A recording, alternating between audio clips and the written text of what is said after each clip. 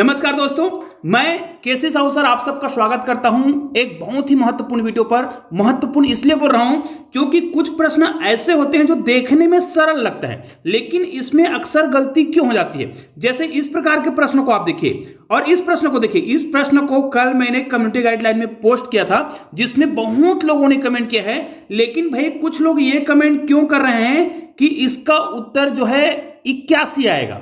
ऐसा लगता है कि इसका उत्तर 81 आएगा, लेकिन हमें इस प्रश्न को ध्यान से बनाने की आवश्यकता होती है। तो दोस्तों, ऐसे ही कुछ महत्वपूर्ण प्रश्न मैं बनाते रहता हूं और आपने ऐसे शानदार वीडियो के लिए अभी तक चैनल को सब्सक्राइब नहीं किया ना, तो चैनल को सब्सक्राइब कर लीजिए, बेल आइकन को प्रेस करके ऑल को टच कर लीजिएगा।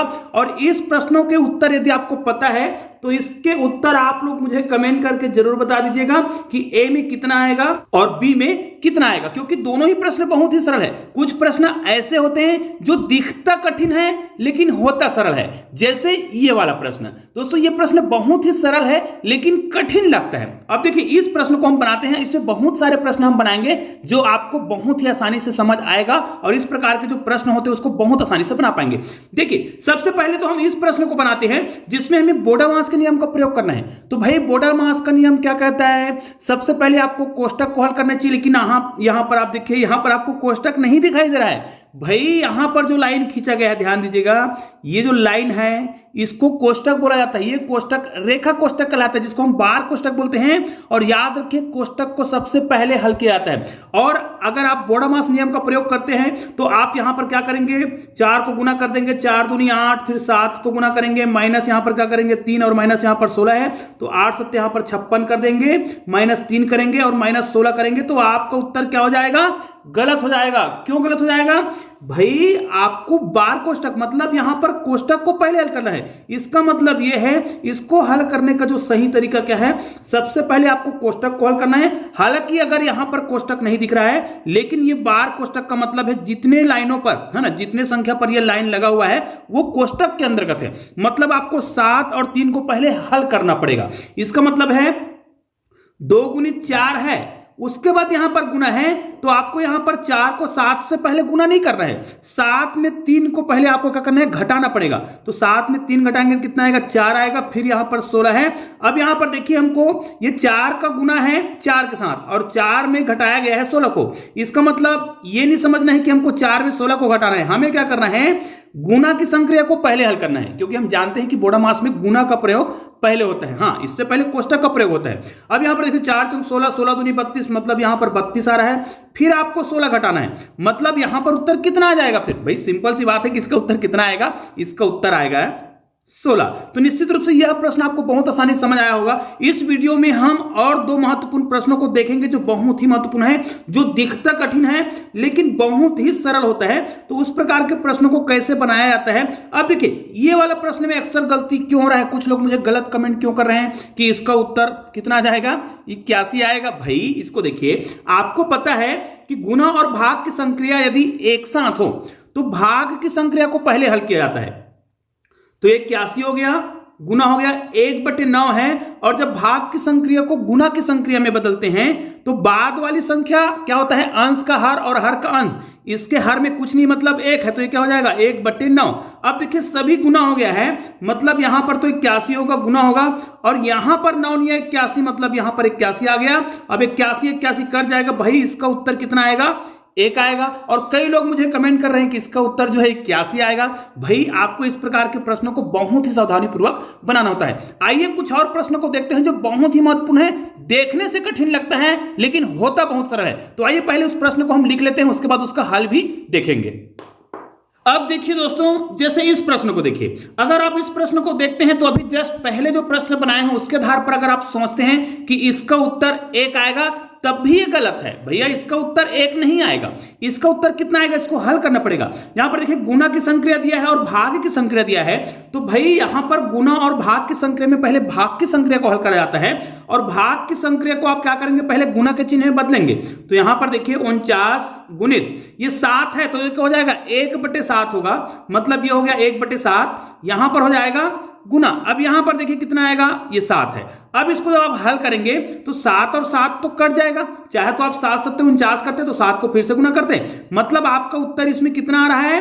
49 आ रहा है। तो देखिए जहां हम सोचते हैं कि उत्तर इतना होना चाहिए वहां पे उत्तर कुछ अलग ही हो जाता है। मतलब अगर आपको बोडामास का नियम को हल करना आता है तो आप किसी भी प्रश्न को बहुत ही आसानी से बना सकते हैं। अब जो प्रश्न बता रहा हूं ना वो बहुत ही महत्वपूर्ण है और इस वीडियो को पूरा जरूर देखिएगा। ये जो प्रश्न है ना बहुत ही कंफ्यूज करता है लेकिन इतना सरल है ना, जितना ही कठिन दिखता है उससे कहीं ज्यादा ये प्रश्न क्या है, सरल है। कैसे?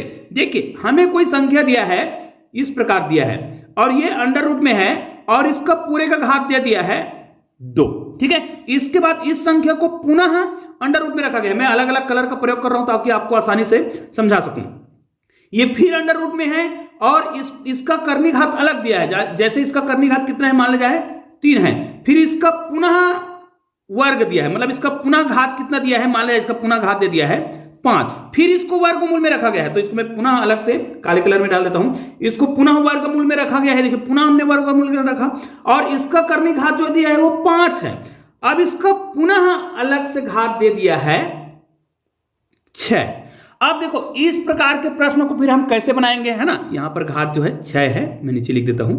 देखिए अब इस प्रकार के प्रश्नों को कैसे बनाएंगे, क्योंकि इसमें घात का घात दिया है और हर बार कर्णी घात क्या हो जा रहा है, बदल जा रहा है और उस संख्या को पूरा घात भी दिया हुआ है, उनके पूरे घात भी दिए हैं और सभी संख्याओं का अलग से पूरा घात दिया है। यह प्रश्न जितना कठिन दिखने में लग रहा है ना उससे कहीं ज्यादा ये क्या है, सरल है। तो इस प्रकार के प्रश्नों को हम बनाएंगे कैसे, ये ध्यान से देखिए। सबसे पहले आपको क्या करना है, हमें करनी का जो सूत्र है वो पता है। कैसा सूत्र पता है, अगर कोई संख्या जैसे x है और इसको अगर इस प्रकार करनी में दिया है और करनी घात कुछ भी ना लिखा है तो हम मानते हैं उसका करनी घात 2 मानते हैं। और करनी घात को किस प्रकार लिखा जाता है, अगर इसको हम घात रूप में लिखना चाहें तो x का घात 1/2, मतलब जो भी घात होता है, करनी घात होता है वो बटे में आता है। और याद रखिए किसी भी संख्या का पूरा का घात दिया रहता है, पूरे का घात, जैसे पूरे का घात दिया है वो उसका गुणक रूप में आता है। मतलब इस प्रकार की संख्या दिया है और इसका और कुछ भी करनी घात दिया होता, मान लीजिए 5 दिया होता तो ये सीधा उसका गुना बनता है। मतलब ये उत्तर जो है कितना आता,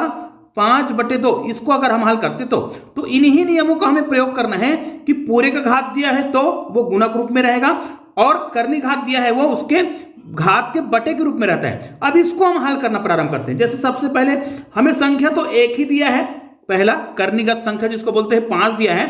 अब इसका कर्णीघात कुछ नहीं है, मतलब कितना है 2 है और कर्णीघात को कैसे लिखते हैं, बटे के रूप में लिखते हैं, तो ये हो जाएगा कर्णीघात। अब इसका पूरे का घात कितना दिया है 2, तो ये उसका पूरा घात हो जाएगा, तो इसको हम 2 लिखेंगे, गुना 2 करेंगे, है ना।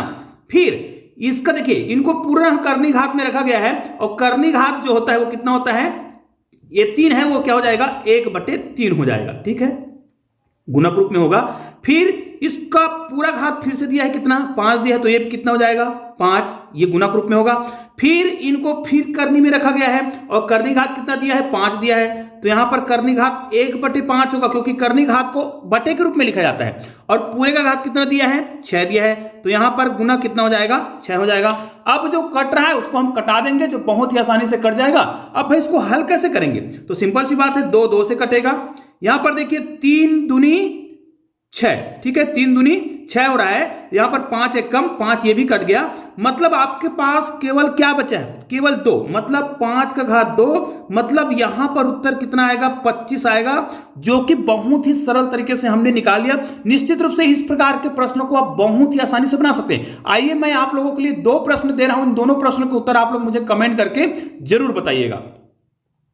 तो दोस्तों यहां पर आपको 2 प्रश्न दिखाई दे रहा है, जैसे कि 7 × 7 भागित 63 × 9, तो इसका उत्तर क्या होगा।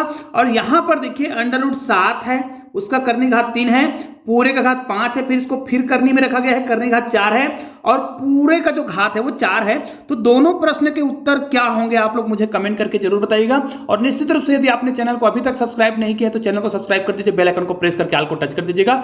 दोस्तों मिलते हैं ऐसे ही और बेहतरीन वीडियो के साथ, तब तक के लिए जय हिंद, जय भारत।